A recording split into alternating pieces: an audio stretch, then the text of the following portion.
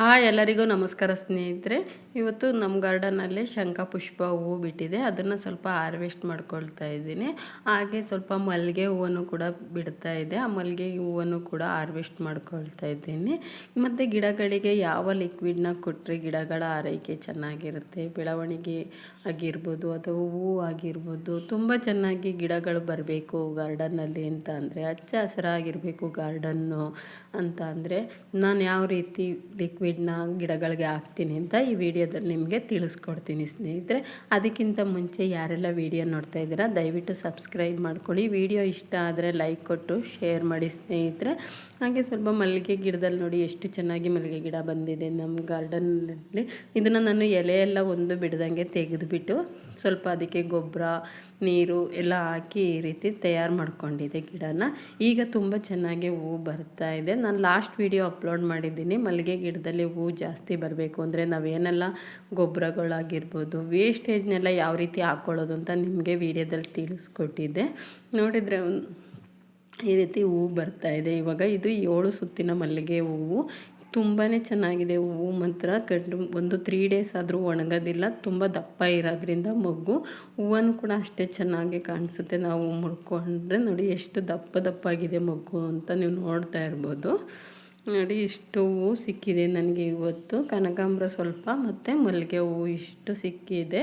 ಇದನ್ನು ಹಾರ್ವೆಸ್ಟ್ ಮಾಡ್ಕೊಂಡು ಇವಾಗ ಕಟ್ಕೊಳ್ತಾ ಇದ್ದೀನಿ. ಒಂದು ಮಾರಷ್ಟು ನನಗೆ ಹೂವು ಸಿಕ್ಕಿದೆ ಇವತ್ತು. ಡೈಲಿ ಒಂದೊಂದು ಮಾರಷ್ಟು ಮಲ್ಲಿಗೆ ಹೂವು ಬರ್ತಾ ಇದೆ ನಮ್ಮ ಗಾರ್ಡನ್ನಲ್ಲಿರೋ ಗಿಡದಲ್ಲಿ. ಹಾಗೆ ನಾನು ಯಾವ ಲಿಕ್ವಿಡ್ನ ಗಿಡಗಳಿಗೆ ಹಾಕ್ತಾಯಿದ್ದೀನಿ ಅಂತ ಈ ವಿಡಿಯೋದಲ್ಲಿ ನಿಮಗೆ ತೋರಿಸ್ತೀನಿ ಸ್ನೇಹಿತರೆ. ನಾನು ಕಿಚನ್ ವೇಸ್ಟ್ ಅಂತ ಏನಿದೆ ನೋಡಿ ಸ್ನೇಹಿತರೆ, ಅದನ್ನೆಲ್ಲ ಒಂದು 3 ಡೇಸ್ನಿಂದ ಯೂಸ್ ಮಾಡಿ ಬಿಸಾಡ್ತಾ ಇದ್ದಿದ್ದು ನೀರನ್ನ ಒಂದು ಬಕೆಟಲ್ಲಿ ಸ್ಟೋರ್ ಮಾಡಿ ಇಟ್ಕೊಂಡಿದ್ದೀನಿ. ಇದನ್ನೆಲ್ಲ ಸ್ವಲ್ಪ ಎಲ್ಲ ಕಿವುಚಿ ಈರುಳ್ಳಿ ಸಿಪ್ಪೆ ಆಗಿರ್ಬೋದು, ಬೀಟ್ರೂಟ್ ಸಿಪ್ಪೆ ಮತ್ತು ಹಣ್ಣಿನ ಸಿಪ್ಪೆಗಳು, ಈ ಥರ ಯಾವುದೇ ಒಂದು ಕಿಚನ್ ವೇಸ್ಟ್, ಈರುಳ್ಳಿ ಸಿಪ್ಪೆ, ಟೊಮೊಟೊ ಹಣ್ಣೊಂದು, ಇದನ್ನೆಲ್ಲ ನಾನು ಸ್ವಲ್ಪ ಇದಕ್ಕೆ ಹಾಕಿ ಇಟ್ಕೊಂಡಿದ್ದೆ. ಅಕ್ಕಿ ಬೇಳೆ ನೀರೊಂದು ಅದನ್ನೆಲ್ಲ ಸ್ಟೋರ್ ಮಾಡಿ ಇಟ್ಕೊಂಡು ಅದನ್ನು ಗಿಡಗಳಿಗೆ ಹಾಕ್ಕೊಳ್ತಾ ಇದ್ದೀನಿ. ಅದನ್ನು ಸಿಪ್ಪೆನೆಲ್ಲ ತೆಗೆದು ನಾನು ಯಾವುದಾದ್ರೂ ಒಂದು ಗಿಡದ ಬುಡಕ್ಕೆ ಹಾಕ್ಕೊಂಡ್ರೆ ಅದು ಕೂಡ ಗೊಬ್ಬರ ಆಗುತ್ತೆ ಸ್ನೇಹಿತರೆ. ಫುಲ್ಲು ಆರ್ಗಾನಿಕ್ ಆಗೇ ಇರಬೇಕು ಗಾರ್ಡನ್ನು. ನಾವು ಯಾವುದೇ ರೀತಿಯಾದಂತಹ ಕೆಮಿಕಲ್ ಯೂಸ್ ಮಾಡ್ದೇನೆ ಈಗ ಮಾಡ್ತಾ ಇರುವಂತಹ ಗಾರ್ಡನ್ ಇದು. ನಾವು ಕೆಮಿಕಲ್ ಅಂತ ಏನೂ ಯೂಸ್ ಮಾಡೋದಿಲ್ಲ, ಏಕೆಂದರೆ ಸೊಪ್ಪು ತರಕಾರಿ ಎಲ್ಲ ಗಾರ್ಡನಲ್ಲಿದೆ. ಅದಕ್ಕೆ ಯಾವುದೇ ರೀತಿಯಾದಂತಹ ಕೆಮಿಕಲ್ನ ನಾನು ಯೂಸ್ ಮಾಡೋದಿಲ್ಲ. ಆರ್ಗಾನಿಕ್ ಆಗಿ ಈ ರೀತಿ ನಾನು ಮಾಡ್ಕೊಳ್ತಾ ಇದ್ದೀನಿ. ಬಿಸಿಲು ಜಾಸ್ತಿ ಇರೋದ್ರಿಂದ ಇವಾಗ ಲಿಕ್ವಿಡ್ ಅಂತಹ ನೀರನ್ನು ನಾವು ಗಿಡಗಳಿಗೆ ಹಾಕಿದ್ರೆ ಗಿಡ ತುಂಬಾ ಚೆನ್ನಾಗಿ ಬರುತ್ತೆ. ನೀರು ಹಾಕೋದ್ರ ಬದಲು ಈ ರೀತಿ ಹಾಕೋದ್ರಿಂದ ಗಿಡಗಳ ಬೆಳವಣಿಗೆನೂ ಚೆನ್ನಾಗಿರುತ್ತೆ, ಹೂವು ಕೂಡ ಅಷ್ಟೇ ಚೆನ್ನಾಗಿ ಬರ್ತಾ ಇರುತ್ತೆ ಸ್ನೇಹಿತರೆ. ಪ್ರತಿಯೊಂದು ಗಿಡಕ್ಕೂ ಕೂಡ ನೀವು ಈ ರೀತಿ ಮನೆಯಲ್ಲೇ ವೇಸ್ಟ್ ಅಂತ ಸಿಗುವ ಕಿಚನ್ ವೇಸ್ಟು ಅಂತ ಏನಿದೆ ನೋಡಿ, ಅದನ್ನು ಆಚೆಗೆ ಹಾಕೋದ್ರ ಬದಲು ಈ ರೀತಿ ಗಿಡಗಳಿಗೆ ಹಾಕೋದ್ರಿಂದ ಗಿಡಗಳ ಬೆಳವಣಿಗೆ ಚೆನ್ನಾಗಿರುತ್ತೆ ಸ್ನೇಹಿತರೆ. ಪ್ರತಿಯೊಂದು ಗಿಡಕ್ಕೂ ಕೂಡ ನೀವು ಇದನ್ನು ಯೂಸ್ ಮಾಡಿ ನೋಡಿ, ಗಿಡಗಳು ಯಾವ ರೀತಿ ಬೆಳೀತವೆ. ಮತ್ತು ಗಿಡಗಳು ಪಕ್ಕದಲ್ಲೆಲ್ಲ ಸೇವಂತಿಗೆ ಸಸಿಗಳು ಎಷ್ಟು ಚೆನ್ನಾಗಿ ಬರ್ತವೆ ಗೊತ್ತಾ. ಹೂವು ಕೂಡ ವರ್ಷ ಪೂರ್ತಿ ಬರ್ತಾನೆ ಇರ್ತವೆ, ಯಾವ ಗಿಡನೂ ಕೂಡ ಹಾಳಾಗೋದಿಲ್ಲ.